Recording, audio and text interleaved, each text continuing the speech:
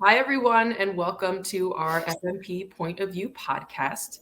Today, I am joined by Erin Pitera, who is our CEO and president of FMP. And today, we are going to be talking about our season of gratitude. Welcome, Erin, and thank you for joining us. Thank you, Lisa. Excited to be here. So, explaining a little bit season of gratitude, I know at FMP we do this every year, and it extends past Thanksgiving. It's really as we get to the end of the year and start experiencing some of our holidays and thinking about what we're thankful for, friends, family, and just all the things that make it worth coming to work every day and putting in the hours. We like to spend some time to talk about and reflect on the year in the past and how we're planning to close the year and start the next one. So without further ado, we're going to start with our icebreaker question. Sure. And our first question is, what is one thing you are thankful for this year?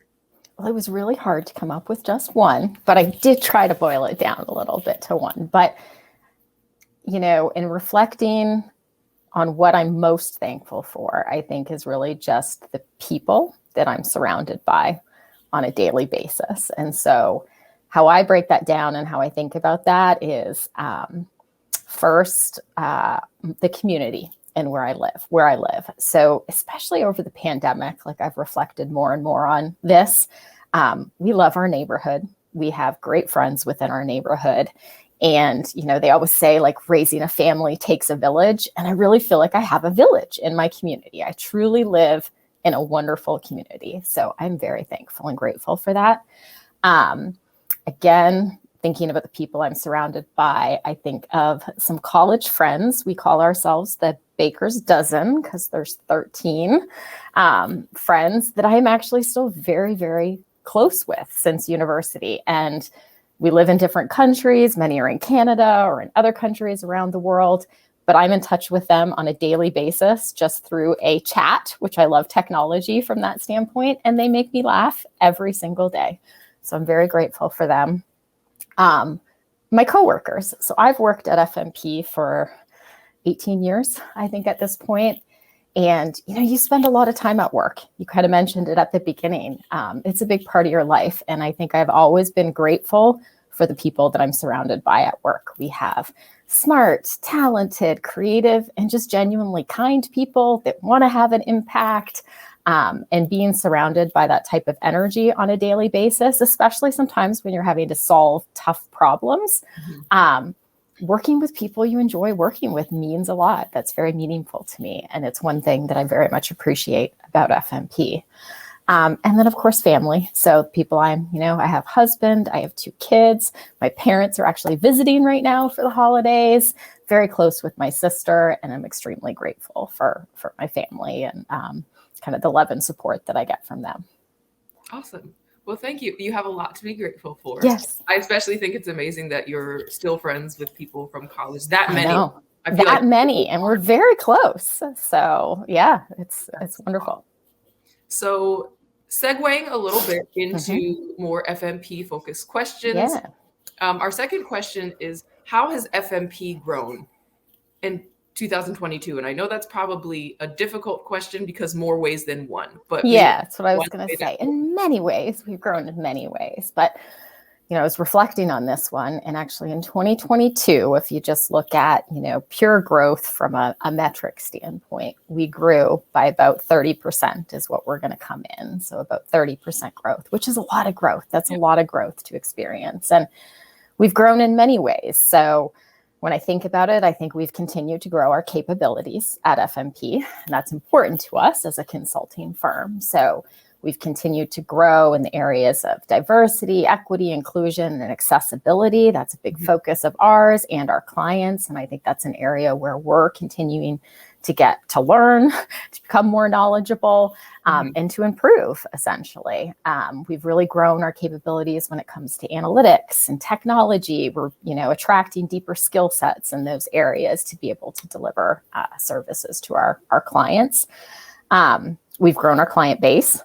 So we always focus on client retention, but we've also, we continue to develop relationships with new clients, which are very exciting. So I think you're even working on one of our new clients, Lisa, with, it's a long-standing client, but a different organizations that we're working with and in different capability areas with the National Science Foundation, new work with the Office of Personnel Management and the Diversity, Equity, Inclusion, and Accessibility space. So again, just continue to expand that client base. Strategic partnerships. Partnerships are really important to us in terms of the way that we get work done. So we work with a lot of great businesses, small businesses, minority-owned businesses, large businesses. We partner with a lot of different organizations, and I think we've continued to deepen, expand those relationships, which really help us deliver top-notch service to our clients. So that's been exciting to see. And then I think we've grown our talent base. We've hired, in line with that 30% growth. So we've had a lot of hiring that we've done and continue to, again, deepen our skill sets through the types of talent that we're hiring, all of those things. So we've grown in a lot of different ways. That's awesome. And I mean, as you said, I'm getting to experience some of that with some of the new projects that I get to assist. And I think that's one thing that definitely keeps work dynamic for me, is getting to know the new ways in which we're growing and getting to grow with that. So yeah, it's never boring. It is. But it'll get to your next question of, it's also challenging. It's an opportunity, but it's challenging. Definitely. So talk to us a little bit about our greatest challenge as a business in 2022 and how we responded to this challenge. Yeah, it's been such an interesting couple of years, but I would say in 2022, reflecting on 2022 in and of itself, I do think one of the greatest challenges is the pace of growth that we've been experiencing, which is really exciting. Like I said, it's an opportunity, but we always want to be really intentional about how we grow. And I would say it's the pace of growth in this new way of working, right? In this hybrid kind of workforce that is now, you're past sort of crisis mode of the early days of the pandemic. And now it's like a new way in which we're all working on a regular basis. But I think absorbing and not just reacting, kind of being ahead of that pace of growth while working in this new way of working, that's a lot of change to absorb within an organization. So I would say that's probably been our greatest challenge. And so, specifically that relates to things, how we onboard employees, how do we make sure we develop employees, how do we really foster connections and our culture that's actually always, I think, been one of our secret ingredients to why we're so successful at FMP. So how we continue to be very intentional about doing that in a different way while we're, on this rapid growth track, and the way in which work is getting done is completely changing. So I would say that is a big challenge. How we've responded to that, I like to think of FMP like we try to never be complacent, I guess, as an organization. So it's really important to always, we've been a very entrepreneurial organization through our entire existence. So listening to feedback, listening to our employees' ideas is usually what makes us most successful at FMP. And then constantly trying to be in this constant improvement, continuous learning mindset. So we apply that to our clients, but we apply that a lot internally. So over the course of this year, we have continued to redesign our onboarding program to foster more connections. We've continued to revamp some of our training programs. And how do we train kind of in this new way of working? We've continued to enhance our performance management system to align kind of with the rapid pace of growth that we've been experiencing. We've made a lot of investments in our systems and our technology, in particular when it comes to knowledge management type technology and communications, which is really, really important.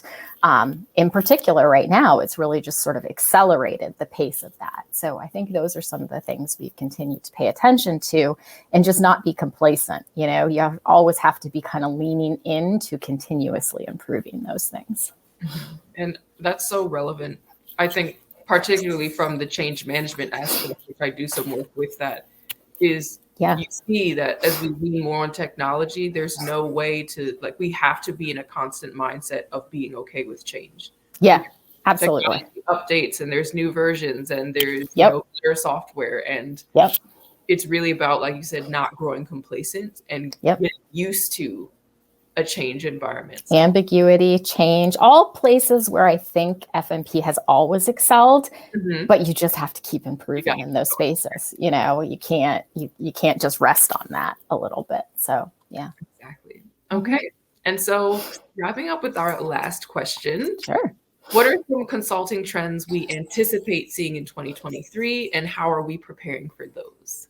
Yeah. So, I mean, we've highlighted a few of them, I think, already, but I definitely think we're going to continue to see, you know, the diversity, equity, inclusion, accessibility work, which is really exciting. It's exciting to see continued progress in that area. I think there's, you know, I always remember, you know, focus on diversity and then the inclusion and belonging and then equity and accessibility. All these pieces have been there, but I think there's been more emphasis on each one and kind of really building that out. And that's exciting to see. It's exciting for the work that we do as a consulting organization, as well as for FMP internally.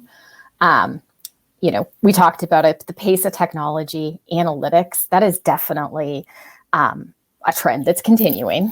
And I think that, you know, it changes the types of skill sets that organizations need. So there's training opportunities around that. It changes the types of skill sets that leaders need. You know, they're having to make these rapid decisions based on an enormous amount of data, and they have to make decisions very quickly. So the skill sets of leaders are changing. And then just the way that work's, you know, done and organized are changing. So that whole, you know, the pace of technology and analytics, you know, continuing to change the way that work gets done, the resulting skill sets, that's going to be an ongoing trend for sure. We mentioned it, but we see a lot more in the space of change management and communications. And again, I think it's the pace of change that's happening. You can't just, you know, people are having to become much more agile as organizations to be able to respond to change, to communicate appropriately, whether it's the pandemic or it's changes in market dynamics or the economy. As a business, you have to be very good at managing change and communications all the time. So I think that will continue to be a trend. There's so many trends, but the last one I'd probably highlight is continuing to design cultures that attract, develop, and retain talent. That is going to be an ongoing trend for a very long time when you look at sort of the market dynamics of the workforce combined with that pace of technology. An organization's ability to design cultures that will attract, develop, and retain talent are really what's going to give them sort of a competitive edge and something that everyone's going to have to focus on and continuing to do well. So I think some of those are some of the trends, which presents a great opportunity for FMP and the type of business we are and the skill sets that we bring. So I think how we're preparing for those, you know, we form a strategy around this. We try to get, you know, we talk about these trends all the time. We're trying to talk to our clients about what's coming and then just making sure that we're hiring and developing staff that are able to consult in these areas and continuing to just, you know, stay on pace with what's happening and how we can help our clients really excel in some of these areas. That's awesome. So thank you. I know we had hard-hitting questions today because there's no neat way to answer any of them, but thank you for thoughtfully just walking us through what we've seen over this year in FMP, what we're hoping to see in the future, and how we're continually gearing up to just bring success to ourselves, but also to our colleagues and just to ourselves as an organization. Thank you for your time. You're welcome. Thank you.